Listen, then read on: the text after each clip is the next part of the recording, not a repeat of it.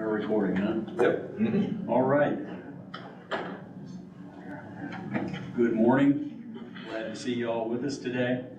We will call the Grant County Board of Commissioners to order Monday, April the 3rd, and glad that we've made it through the weekend.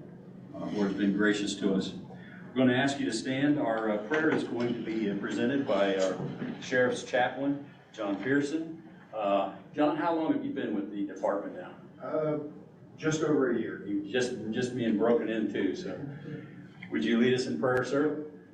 Dear Lord, thank you for this day. Thank you for this opportunity that we have to discuss some business at hand for the county. I just ask you to bless each of the conversations that are going to be held today. Also want to lift up those that have been affected by the recent storm over the weekend and all the recovery efforts as those continue to go about. In your name, amen. Please face the flag. I pledge allegiance to the flag of the United States of America and to the republic for which it stands, one nation, under God, indivisible, with liberty and justice for all. Thank you. Be seated.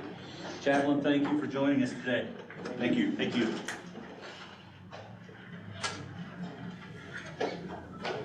Before us in our regular housekeeping items, we have claims and minutes and payroll. And so with regard to pre-approvals, pre-approval was given regarding the invoice edit reports from 3/27 of this year. General invoice edit amount was $159,556.36.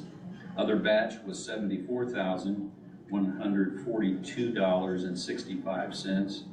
Highway Department, $11,332.81 for a grand total of $245,031.82.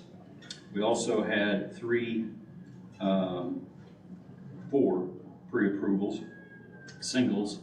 I get that right? Is it 3 or 4?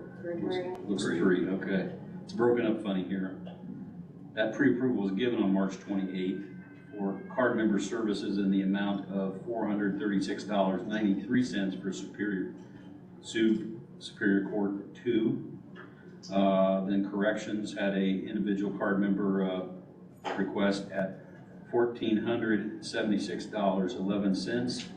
Then a pre-approval for Grant County Treasurer in the amount of $1,692.17. Those were pre-approved, and we would need a motion to ratify the pre-approvals. I'll make that motion to ratify these pre-approvals as presented. And second. Motion, Mr. Stewart, second, Mr. Wright. All those in favor would say aye. Aye. Aye. It is carried. We have invoice edit report for today. General amount, the general batch, in the amount of $204,294.06. Other batch, $97,146.32. And the highway batch at $21,343.96. Grand total of $322,784.34. I think that dyslexic thing is kind of flowing through it. Good to see it's just not me. And we would need a motion to actually pay those bills. I'll make that motion. Second. Motion, Mr. Stewart, second, Mr. Wright. Any questions on those invoice edit reports? Hearing none, all those in favor would say aye. Aye. Aye. It is carried. We also had a pre-approval for payroll number 7 that was given on March 28th, gross amount of $570,000, $451.65. Put that all together. Got it. And that's paid on March 31st. And so I did do a pre-approval. We would need a motion to ratify payroll number 7 as pre-approved. I'll make that motion as well. Second. Motion with support. All those in favor would say aye. Aye. Aye, it is carried. I think we've paid our bills. We also have the minutes from regular session of January 3rd. I just would like to note that your name is actually on this particular set of minutes, so I need to have this framed. we are to the point where you can actually vote instead of abstaining. So this has been edited. Do you have any other comments on this, gentleman? I saw none. Looked good to me. All right, we would need a motion to approve minutes of January 3rd as presented. I'll make the motion to approve the minutes for January 3rd. Second. Motion, Mr. Stewart, second, Mr. Wright. All those in favor would say aye. Aye. Aye, it is carried. Communications and board updates, anything from the auditor's office? Commissioner, there's actually another set. Did I miss something? That's the executive session minutes. Oh, thank you. Appreciate that. We did have executive session on January the 5th. That was for personnel matters, and that's all it says because that's all we're supposed to put down on executive session. So we do have those January 5th minutes. And we would need a motion to approve those. I'll make that motion. Second. Motion, Mr. Stewart, and second, Mr. Wright. All those in favor of the January 5th executive session minutes would say aye. Aye. Aye. It is carried. Thank you for pointing that out to us, sir. Now let's go to the auditor. Anything from the auditor? No, all is well. Other elected officials in the room? Special committees, boards, EMA directors? More than one, because I want to talk to the other guy. Did you have a nice vacation over the weekend? Was there a weekend? Good morning. Good morning.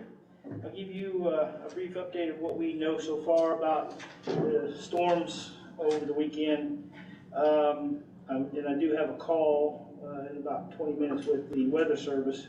We still don't have an official determination yet, so hopefully I get that then. But there are 2 tracks of storms. One obviously through Swayze. It did quite a bit of damage. Mainly between West Madison, West Mark Street to the north and south, and then from the edge of town, just outside of town for about 2,000 feet across town. Quite a bit of structural damage through that area. We do have a meeting tomorrow morning at 8 o'clock. IDHS is sending up a damage assessment team. So we're going to start in Swayze with them, and then we'll work our way across the county. The other track was from 500 East in Mill Township, just north of State Road 22, there by Farmington Road, 500 East. And that track actually went 5¼ miles to 900 East, lifting up over the interstate. So, it's just amazing some of the things we've seen and some of the stories we hear, as we talk to the homeowners. But there again, once we finish in Swayze, we'll move that way.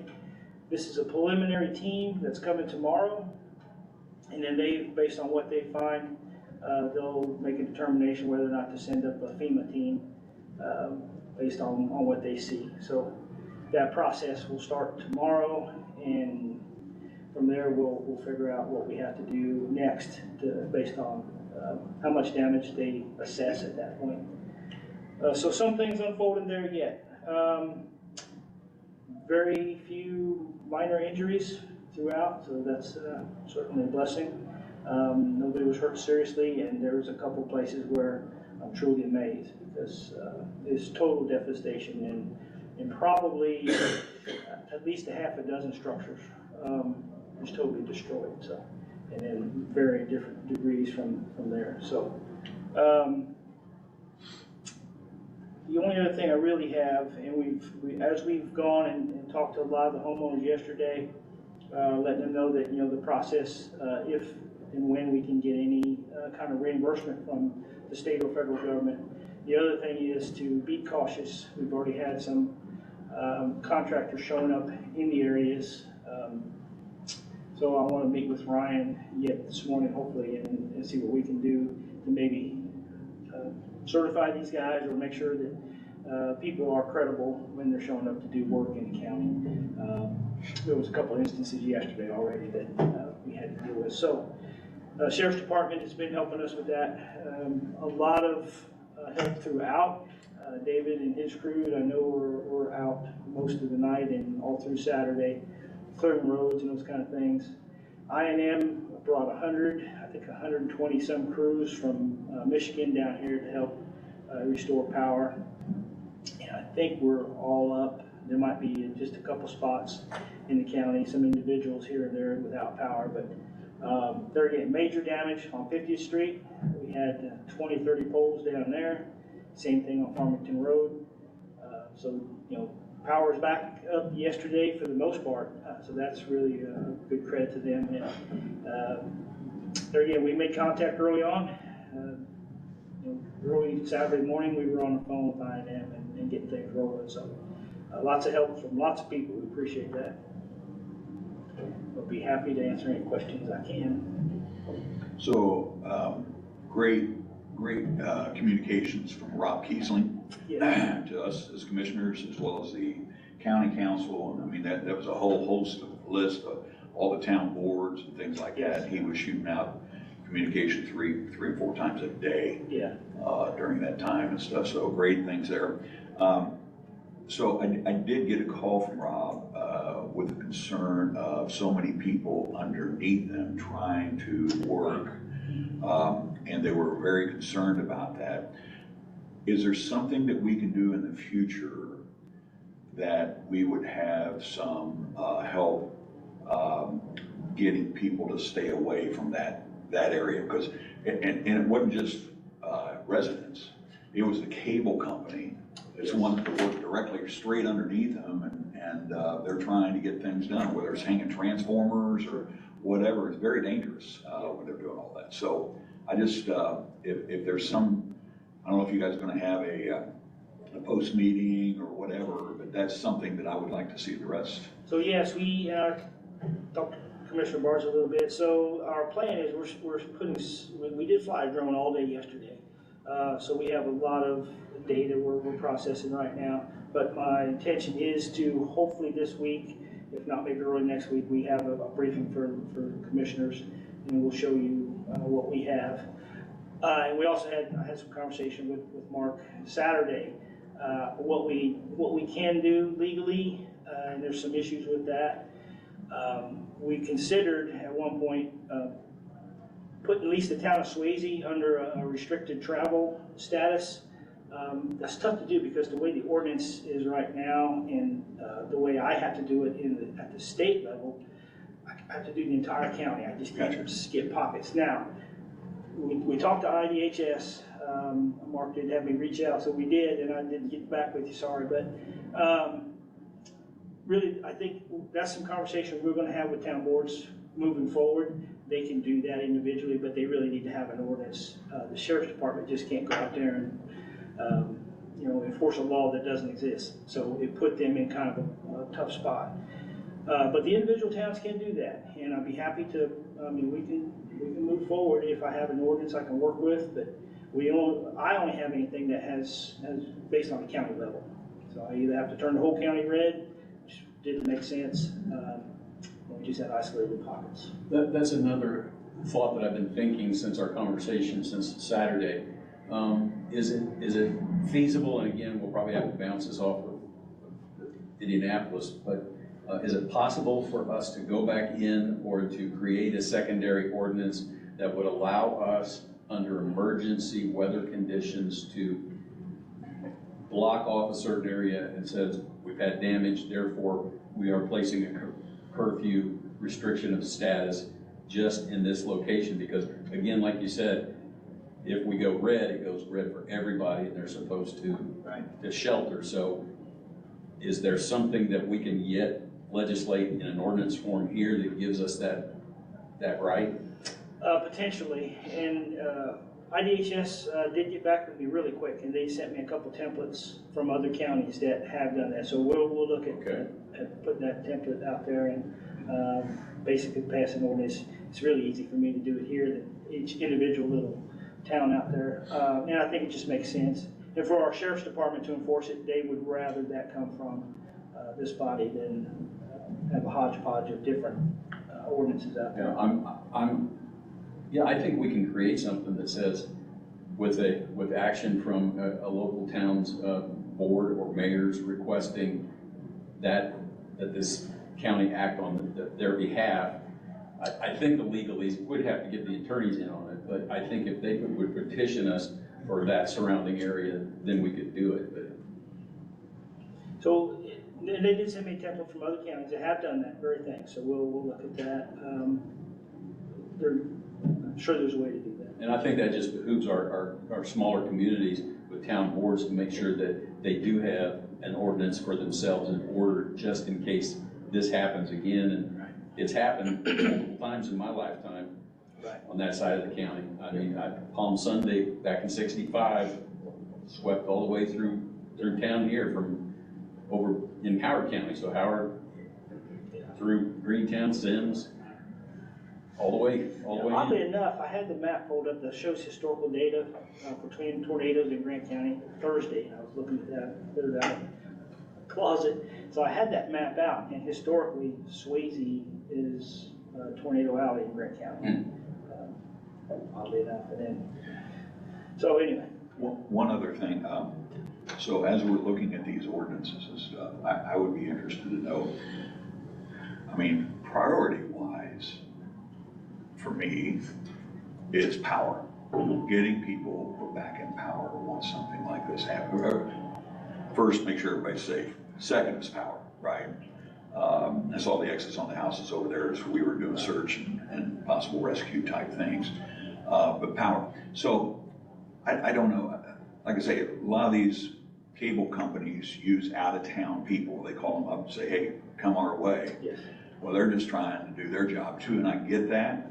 But when it comes to cable or power, you can't watch cable without the power.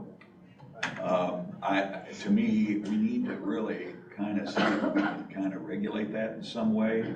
But when we do have an emergency situation, that I&M in our area has the authority to say, look, I don't want you here. I mean, you're affecting the way we're restoring power. And I don't know if we can do that or not. I think it's something that we need to take a look at, because people, I mean, oxygen, they may not have an oxygen tank, or their tank runs out, and they've got their normal oxygen maker. I can't remember what those things are called, but you know, I'm more worried about that than somebody watching TV. Right. No, that absolutely. makes sense. So coordination is key, and we have excellent coordination with Indiana Michigan Power. We don't so much with some of the others out there, and we can reach out to them. And there again, I think in an ordinance, if we have some control as to who's moving about in those areas. That's what I say. As long as we're looking at this ordinance, I think we ought to really take a look and see what's legal, if you will. No, absolutely. To be able to put in an ordinance that would get the power back to the people as quick as we could. I know yesterday on Farmington Road, of course, Spectrum was sitting there. They had their truck staged in the next mile over, so they were doing a good job of waiting. I don't know what happened in Swayze. Yeah. It sounded like that was Swayze was having a lot of problems. Yeah. A lot of problems. Yeah, absolutely. So we can work on that for sure. I know you've got a meeting that you've got to be at, but just a little bit of, again, you haven't gone probably through a hot wash yet, but your on-site command and control, how did that work for you? Very well. And I give the Sheriff's Department a lot of credit. The Swayze Fire Department, I was actually on the radio with them as it was hitting. And the Sheriff's Department sent all their resources there pretty quick, and they were quick to set up a command in the Swayze Fire Department. They had generators, so they had power and that kind of stuff. It was really the only place that did have power at the time. And so everything was coordinated out of there, and honestly, it was textbook. I don't think it could have worked any better. And you have a lot of resources come pretty quick. It was still storming, and we had boots on the ground. Please pass along our thanks to the dispatchers. They're kind of the unsung heroes in this whole thing. They're not I was out actually there. on my way to dispatch to help them, and I got diverted to Swayze. The sheriff himself called me on that one, so and I knew he was there, and he had his top staff was there, so it was an excellent response. Good. But yeah, the dispatchers were completely inundated. Really did a good job. From Yep. my perspective, they did a super job. Good. We did have, I guess I'll throw this out there, we've had some issues with sirens that didn't activate, so we'll be digging into that and find out why that's important. It's vitally important. Where do those get, the signal from? They activated from Central Dispatch. Central Now, Dispatch. Swayze, for example, they can activate theirs on their own. Okay. They tried to, and it still failed, so that's their responsibility. The county doesn't own those, each individual town Okay. owns their sirens and is responsible for the maintenance. Okay. The gentleman on Blackthorn Drive, who had probably the worst devastation, a single structure in the county, he said, I heard a siren, and we hear it all the time. Stayed on the couch. And so, lesson learned. But honestly, I did the same thing. Shame on me. So, yeah, but we continue to work on those. Good. We actually have a test scheduled for this Saturday, our monthly test. Good. Anything else? You need to get that meeting. Thank you, All sir. right, Thank you. Thanks, Bob. Carl, you want to- Thank you. And I think we're gonna go to an IT report. Are you smiling today, Marcus? Well, I'm not sure. Like I said, we'll find out. So I got some updated pricing for the courthouse for the access control. I spoke with our rep for the Verkada folks, and they came back with a updated price that took out a lot of the fluff, because last time I believe it was around 50,000-70,000 for a quote. And so right now we got it down to $33,880.73. What is this for exactly, Marcus? Yeah, so the courts reached out to the commissioners and us and IT probably a month or two ago, and they were requesting, the judges were wanting their own entranceway, Oh, okay, yeah. and they were wanting it set up to where only they could enter and exit from it. Gotcha. So that sparked us to look into the access control for that building, so that way we could do that. So with this, I mean, this gives them access control for all the doors. I believe it's on the, I'm not exactly sure what side, but there was one door in particular, Justin, I don't know if you remember. But yeah, it has all the readers and the controllers and stuff to make it work, and it ties in with the fire system. So in the event if somebody pulls a fire alarm, it'll, they'll unlock, so that way people can go out that way. So we have it set up, we will soon be having it set up to where the public is entering, am I correct here, they are entering the east side, the entrance on the east side of the courthouse? And south side, yeah. City of Marion made a change in their access, but we're just south side, everybody right now. Okay. Gotcha. And this will allow the judges to access all the entrances, correct? Yeah, correct. Because right now, currently, they're going in the same way the public does. Right. And that was what they had a problem with initially. So doing this, we could set it up on the, because I believe it's I think it's two doors on the ground floor that are not the main entranceway, if I remember correctly. Be the east and the west side. Right. Mm-hmm.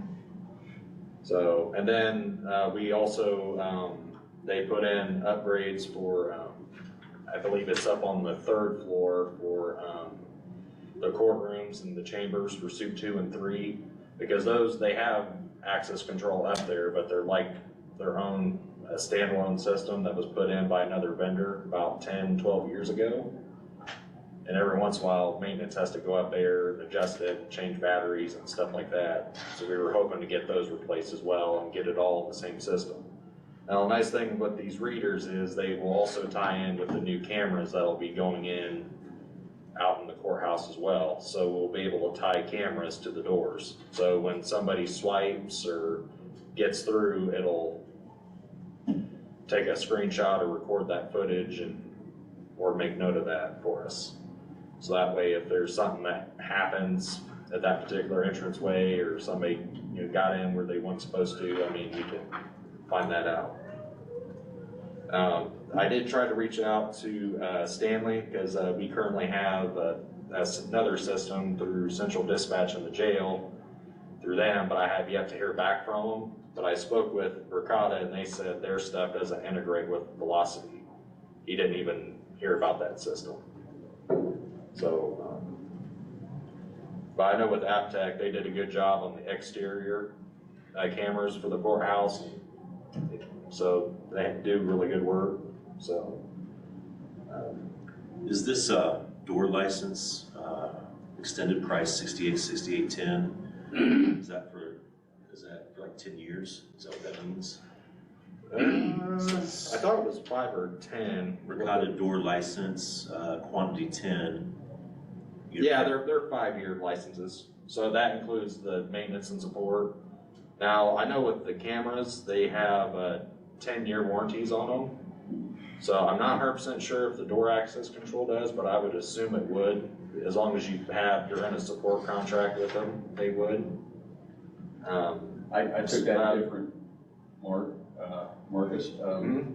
Since it's $6,868, I was assuming that it says 10 door licenses. Does that mean there are licenses for 10 people to come through the doors, or is that? No, you can have infinite number of people in there.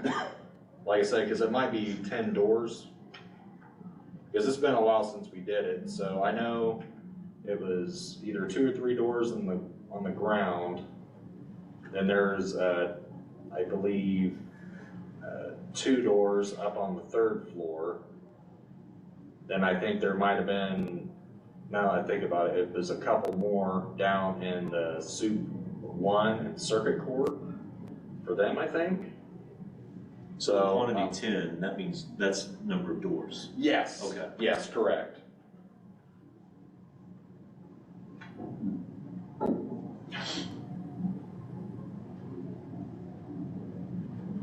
Yeah, I apologize. I know we did a walkthrough back in, I think it was January or February sometime, but I've slept a little bit since then.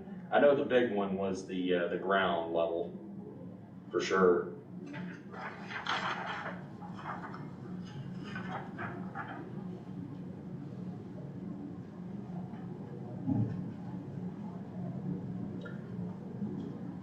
And you said, I don't remember this, so maybe this was before my time, but you said we had a quote from this company before? Yeah, we did. It was basically comprised of multiple projects because we were trying to get access control on this building as well, so that way we could automate the locking of the doors and stuff for this building and the sheriff's department administrative doors. You said that was over 50,000, is that just? It was like 50, 70,000 with everything, if I remember correctly. And this included a 40% discount on top of it too. So they kept that on there even after we shaved all the extra stuff on there. Because that's why we tried to get that other one pushed through first time, because I wasn't sure if they could keep that discount on there, but Kyle was able to make it happen, so. And if you guys still need time to think about it, I mean, he said that was fine, we just need to let him know and we can extend it, and regroup on it, if we want. I have slept since the last discussion on this, and I'm a little bit groggy on. At one point, I thought we were just talking about a secondary access for the judges. Now it sounds like we have multiple doors that That they want the card reader. Yeah. I too, I just thought it was gonna be one of the lower doors on the east or west side. I remember that conversation. Yeah, I mean, we were just looking to get it to where it was all on the same system. And we did the walkthrough and, you know, seeing where there were possible additional ones on there. Now, if you want, I could try seeing if we can get it lowered down and see if we can keep that discount. Just do the 2 doors or was it the 1 door? Just where there's one door.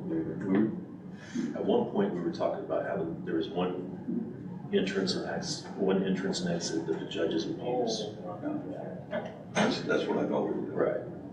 Okay. And they were the only ones left to use that, go in and out of there. Okay. I think we needed to check with them and redefine it, because if we're talking about east or west door, that still takes it down to the general population area where the elevator is. So it may be that they want a north or south door. Right. Yeah, I'm not sure which door they were gonna use exactly. Can you do a little homework there? Sure, Get with the yeah. judges? Like I said, it's been a while I since did, we. my understanding, I thought it was 1 door, Right. that they just wanted to kind of get away from walking out or going in with people who or possibly be in court and not too happy people. Right. And so just for their protection a little bit. Right. Yeah, because the only ones I could remember adding, you know, just from an IT perspective, was the ones up in, I think it was the 3 up on the 3rd floor. So Judge Canworthy, she had a card swipe for her chambers, and then she had another one for her door that goes into the courtroom. Because those are 2 standalone systems right there. And then there's another one down by in Soup 3. Those were the only additional ones that we added. So I'll have to find out about these other ones for Circuit and Soup 1. But yeah, I can do that. Sounds good, thank you. All right. Thanks again, gentlemen. Thank you. Yep. Mr. White? Stepped out, we had a call, he had to step out. Shame on him, isn't that terrible? It's probably his boss. Which one? The one he lives with. Let's go on, we'll work under some new business until Mr. White gets back with us. Under new business, we have the amendment for ordinance restricting address on website. We had a request from a former employee to restrict their information. State law allowed us to do that, and initially we did that for judges, law enforcement, and victims of domestic violence.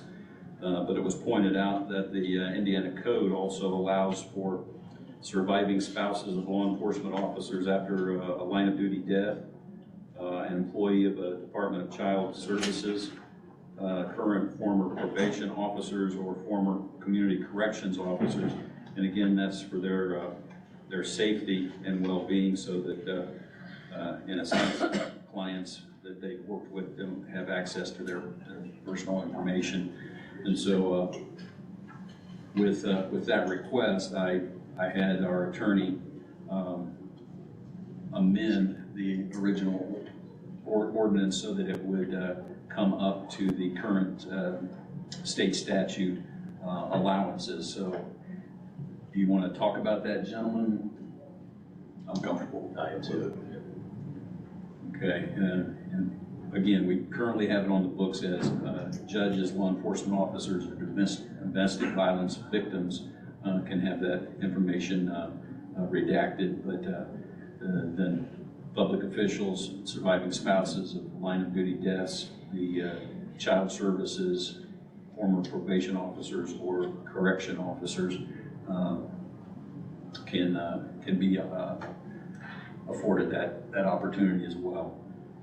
So what would our next ordinance for this year be? 7. So I would entertain a motion for Grant County Ordinance number 7 of 2023, if you're interested.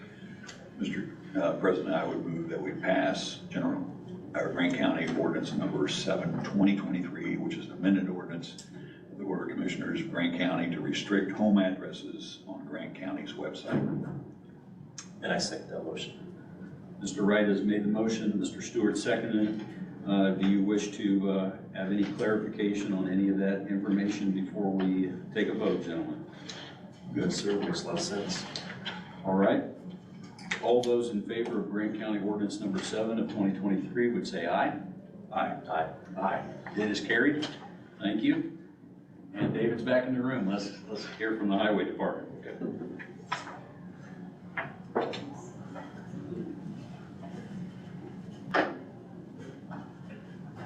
Update you on a few things. This weekend, we had basically all the roads back open by noon on Saturday, other if they had power lines, etc. And I don't know, I was gonna talk to Bobby then, but he had to get out of here. I can't remember yesterday afternoon, I think the only road that was still closed was 50th Street in Swayze because of the power company.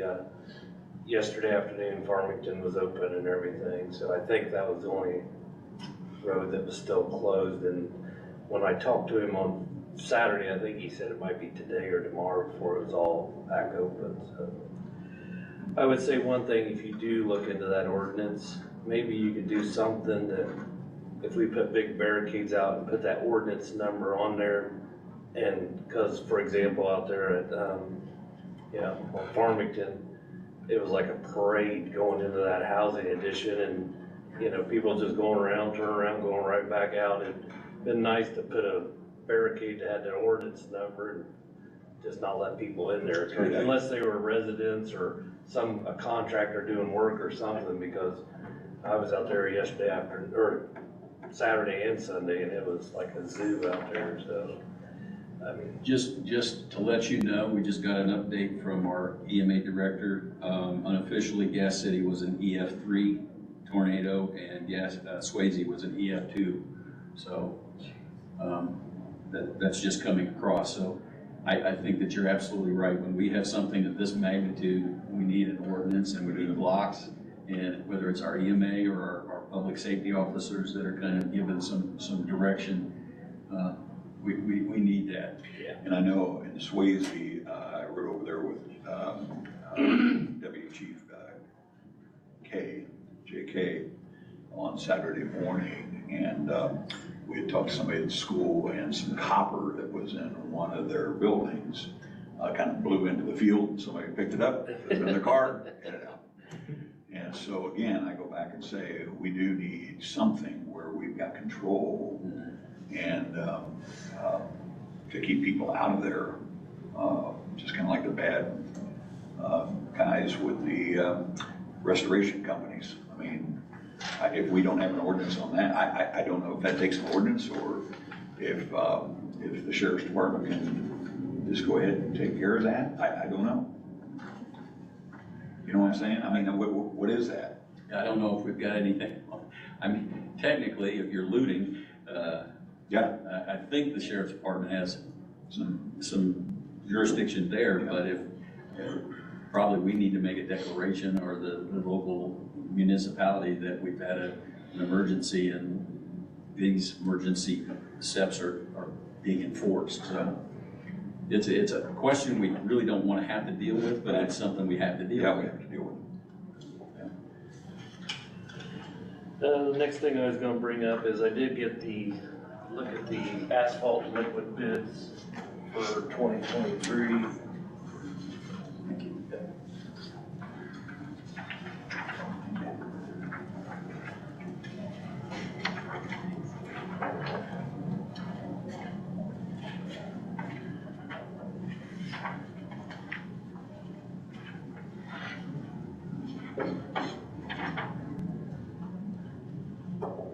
I'd like to recommend for liquid asphalt, if you see at the top, Asphalt Materials was the cheapest. Theirs was $1.96 a gallon. K-Tech was $2.54 a gallon. Just to give you an idea, they're on the right-hand side. Last year we paid $1.88 a gallon, so it's went up like 6 cents a gallon. So I'd like to recommend them for the liquid asphalt. And then Brooks Construction was the only hot mix for this year. I kind of broke it down. Surface was $69 a ton, and last year it was $65, and that was for plant pickup, and then 1,000 ton a day for paving was $71.75, and last year it was $67.25. So went up $4 to $5 a ton, which I guess that's about expected. So are you asking us to affirm Asphalt Materials and Brooks as our exclusive dealers, or are you just wanting to say that those are our primary? I'd like to use them as our exclusive. Exclusive. Yes. We would need a motion for that. Just one question. So, and again, I keep on seeing price of barrel of oil, crude oil going up. They guarantee this for the year? We've never had it. They have a clause in their contract. The oil does, but I've never had it go up. Okay, So interesting. Because it's not sounding too good for us. Yeah, it sounds like the OPEC and Russians are gonna reduce their gonna production. Squeeze us. Yep. a lot of times they've already got their product bought for the Okay. year, so. Okay, good. Okay.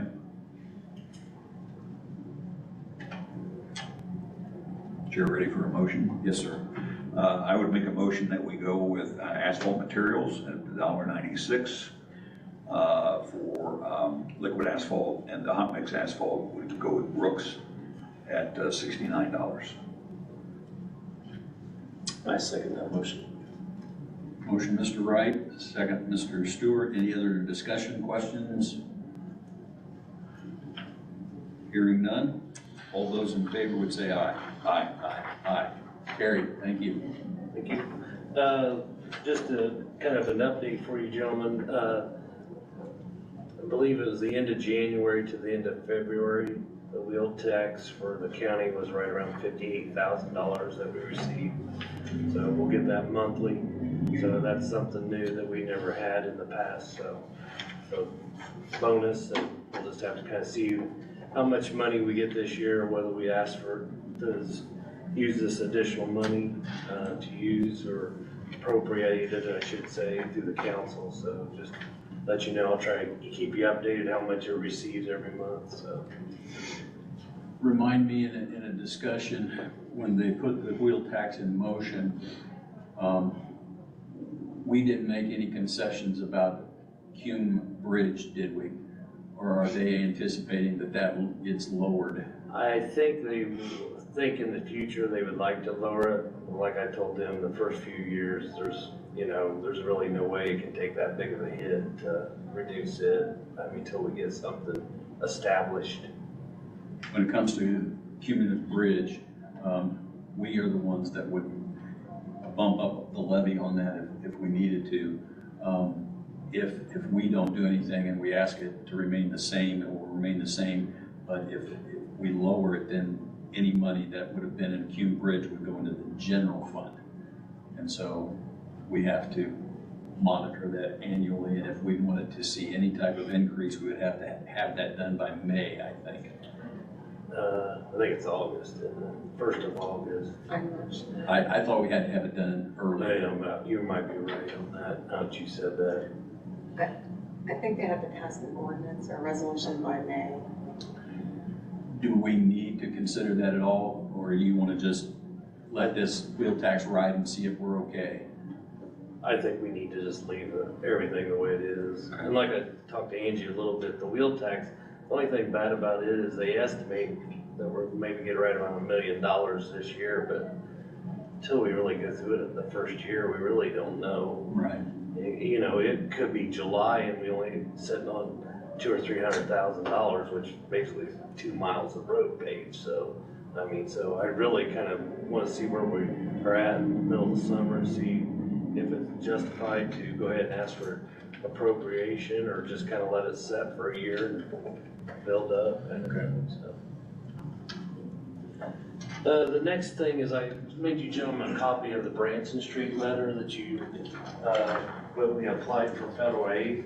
Just kind of give you an idea where the notification, and then on the second page, I put who else got money for the year, or for 2028 projects.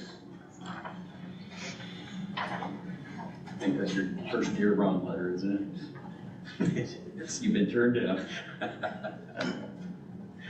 Probably won't be the last. So just to kind of just give you a heads up on, you know, some of the projects that was awarded.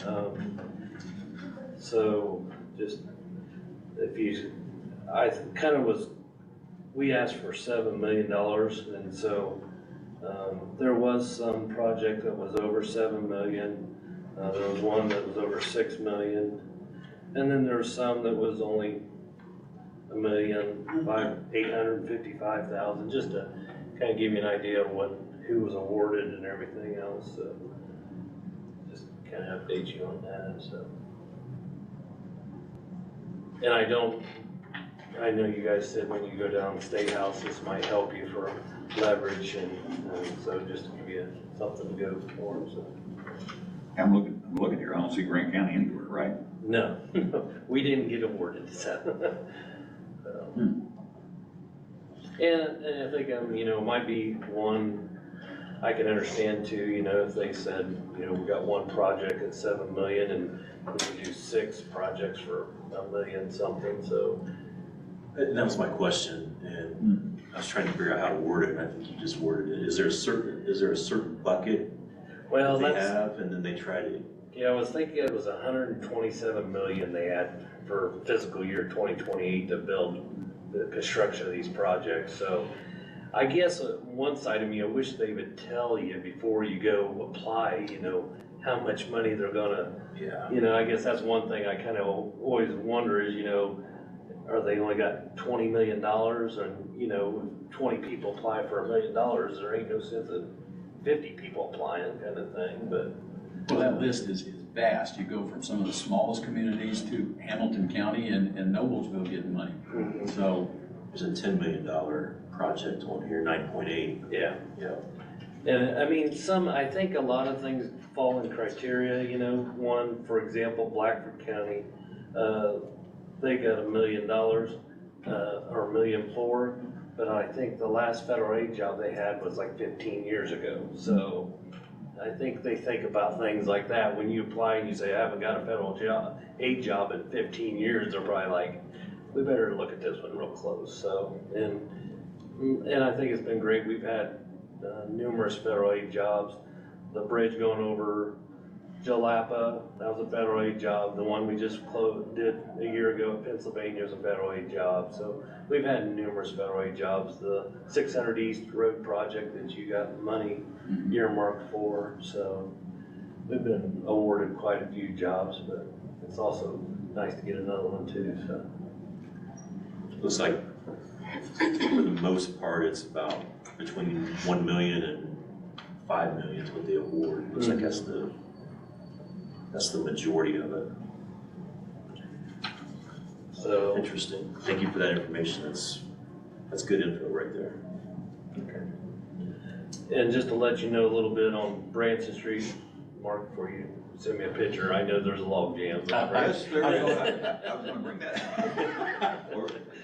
And I'm sure you got the contractors. As soon as the water goes down, we'll get started on it. So we'll work on that. It is full. It is. So, and I guess along with that same, talking about these projects, I'm working with a couple engineering firms on getting an agreement together on Branson Street Bridge, on doing design work, right of way, etc.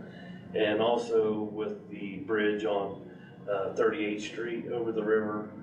We're looking at maybe doing an overlay on that project. So I've got a couple engineering firms that's hopefully here in the next couple weeks or so we'll have a design and agreement if you guys want to accept those. So, and just to let you know, on that I don't have to like advertise or anything like that. And I've kind of selected these two is because we've worked with them in the past. They do a real good job on getting projects completed. So. And again, the beauty of that allows us to have initial work done so that the next time we get a government opportunity, we can already say we are shovel ready, we're ready to go with this. Here's our paperwork that we've already done, so. Good. Yeah, and for example, like Mr. Stewart was talking, design on that Branson Street was like $500,000, so we can kind of knock that off and say, here, you know, we can kind of back that up a little bit and say we only need 6 million or whatever, so.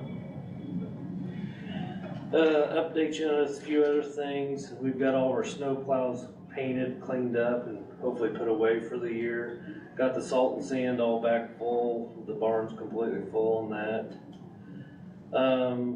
I did meet with the gentleman that owns part of Crane Pond last week. Still working on that project to see if they'll allow us to put a couple culvert pipes and a waterway into that pond. So he acted like he was all right with it too. The bridge here in Marion on 10th Street, Bridge 789, they're scheduled to pour the deck possibly this Wednesday or Thursday due to the weather, who knows on that, so that's working on schedule. We've got about half of the county cleaned on the bridge decks where we clean and get all the salt and sand off of them. We did the west side and the east side, so now we're gonna go right in the middle and get the rest, so working on those. So. They started on the electric today for the new garage, getting that put in so we can have some lights and stuff out there on that, so. One thing I was gonna bring up about the chip seal oil and the paving, what I'd like to try to do, Mark, you kind of remember this, is a few years ago, we did like one side of the county and then one side of the county, kind of cut back on travel time, etc. So I want to kind of look into that. I know I got a lot of housing additions I need to kind of pave up on the northwest side of Marion area. So I'm gonna look into those, but I'd also like to maybe chip seal on just one side of the county, so it'd save us a little time and money moving all over the county kind of thing, so. It makes sense to target, you know, specific areas, and then we just rotate annually different parts of them. So I'll try to have you a list before next meeting to kind of look at the roads and what we'd like to do, so. We've done a couple tile jobs with some farmers crossing roadways the last couple of weeks. And we did tear a house down in Sweetser for the area plan last week, so we got that all completed. The only other thing I had to bring up is I got a couple bridges that I need to get repaired. One is Bridge 166, and the other one is 162. The 166 is the one coming out of Matthews over the river, and it's got both joints are failing on it. And then the other one is on Frontage Road, just west of I-69. I've talked to a couple contractors about looking at them. I've only got one that gave me a price on repairing them. So I didn't know if you want me to tell you what the prices are. And most of the other contractors are saying they're so busy that it'll probably be fall before they even think about it. And I'd like to try to get it repaired here in the next couple of weeks before farming season starts, if that's all right. It just depends if we're talking, is it under the threshold so that we can, It's under 75,000, so that's. if you're under the threshold, then we can. And threshold is 75. 75,000 for projects like that, so that we can just assign it instead of having to go through the bidding process. You want me to tell you what the prices are? It's fine with me. Okay, well, the one on 166 is $42,000 to repair it. And we might have to put traffic lights on that one, and to rent those, it's like $11,000 for that. So I'm gonna do more investigating on that, but because it's gonna be closed for 2 weeks, and I don't think there's any other route to get people around. I mean, they have to go clear out Wheeling Pike Yeah, you have to that go out way. Wheeling if you did that, yeah. So I'm gonna look into renting a set of traffic control lights for that project. And then the other one on Frontage Road is $38,600 $100 for that one. Basically, they gotta replace a wing wall on the southwest side of that bridge, so. Was $11,000 just to rent? You ever looked at buying our own? Well, that's for 2 weeks too, so I gotta do some more checking on that one. I don't know, one, if I can have them that soon, cause I wanted to start on it here in the next couple of weeks. So I'm gonna see, I think, I'm trying to remember what, I know there are a lot more than that. Well, I know there are a lot more than that, but how often do we need traffic lights? Not too often. Not too often, okay. Yeah, and I really probably wouldn't even do it now, but there's really no safe way to get the school buses. Right. And the elevator semis there around Wheeling that way, so, I think, if I remember right, Bobby paid, how much did he pay for them information boards? Was it 21, 22,000. Yeah, That's CARES Act money, but it's expensive. yeah. I'll look into it, but see, either way, so. I think it's worth looking into, seriously, I mean. Yeah. And I don't know where else we could use them. If there's other things where we need them and we just don't do it because of the cost, or. Well, and I really don't use them that often, because the only thing is on a bridge project is I hate having half and half, because Okay. then you always got a joint in the middle. I mean, You I just just, shouldn't shut it down. I'd soon shut it down, Yeah. because usually it don't take as long that Okay. way, Okay, but I don't know on this project, I don't know. okay, If, let's put it this way, if I could save a week by shutting it down, I just shut it down kind of thing. So we might look into that too, so. Okay. The name of the company that gave me the prices was Hoosier Pride Excavating. They've done quite a bit of work for us in the past.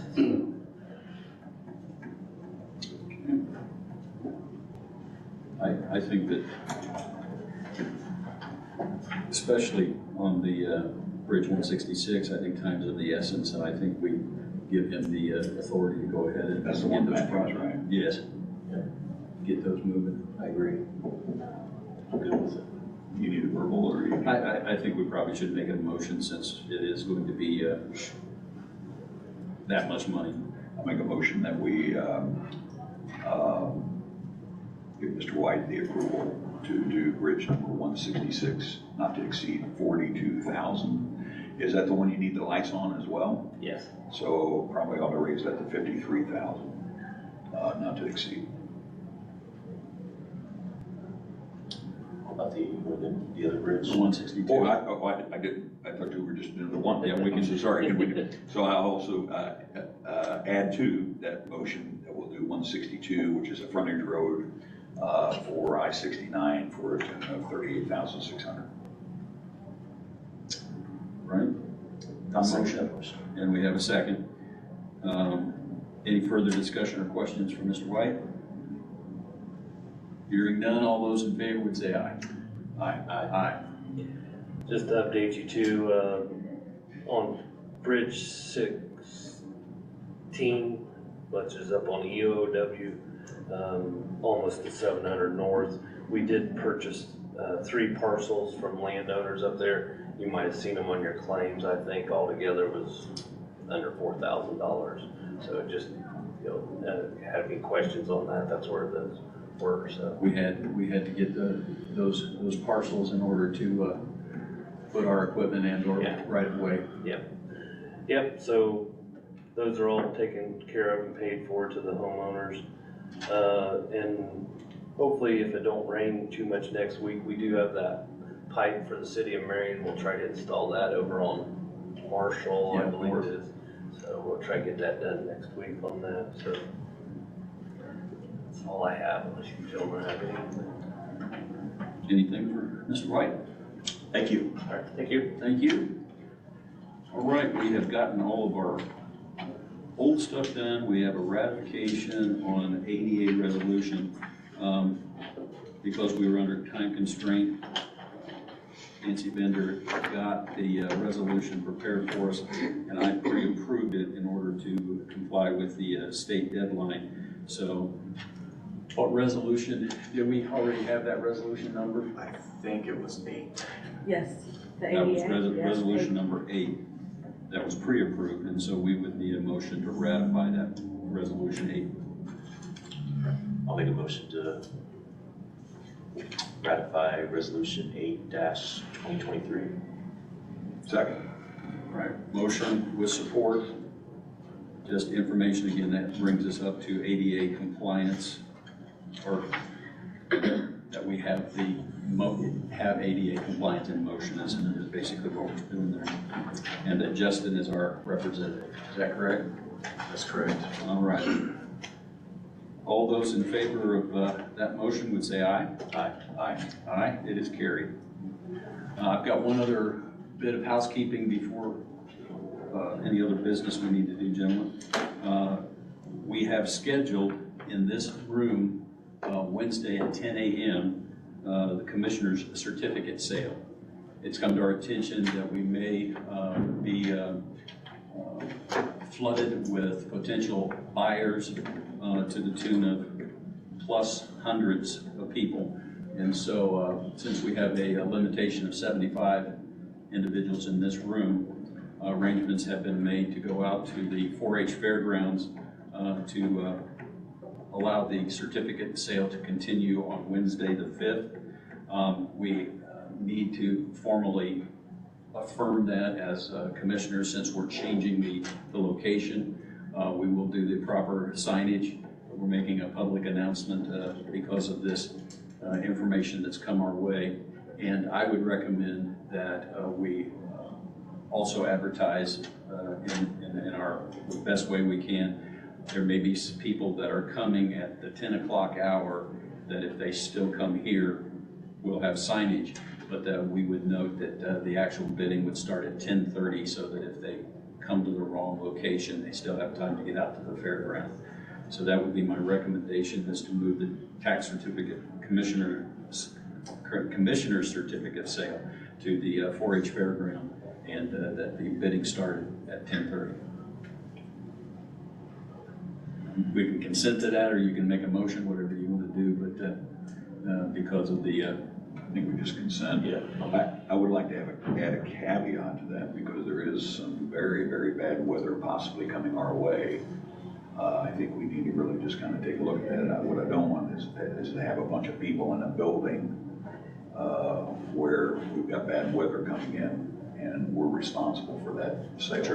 True. And so I'd like to just kind of watch the weather if we could, and do an audible on it if we need to. Yeah, we can always postpone if need be, if weather conditions are not favorable to us being out there. But I think you've noted very importantly, we've learned that we want to make sure that public safety is paramount during natural disasters or weather events. So with your permission, we'll use common consent on that? Yep. Yes, sir. Very good. Are you aware of other new business we need to do, gentlemen? No. No, sir. All right. At this time, the public is invited to speak before the board. Please approach the podium when recognized by the president. State your name and address. Comments should be addressed to the board and be limited to agenda items. No complaints, accusations, or name calling regarding personnel can be allowed during the public discussion time. Time limit of 3 minutes will be given. If more than one person represents a group, only one spokesperson will be heard. It's expected that professionalism and courtesy is displayed at all times during the public comment portion of this meeting. If you'd like to address the Board of Commissioners, if you're online or in the room, wait to see if you need acknowledged.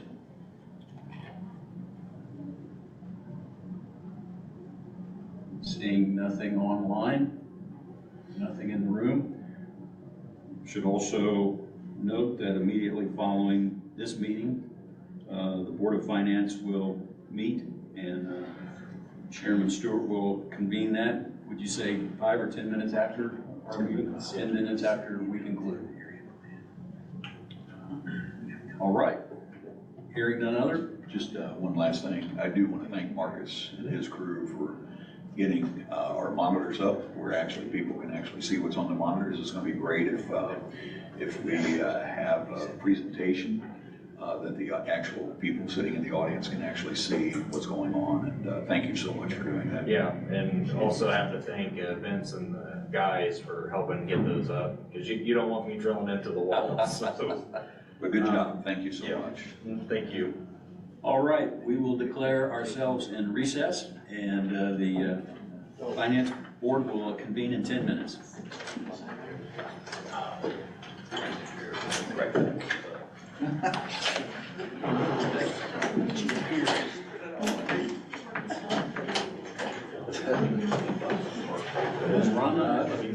He doesn't have a sign. He doesn't have a sign? I don't have my sign yet either. Fearless is running behind. It's like clockwork.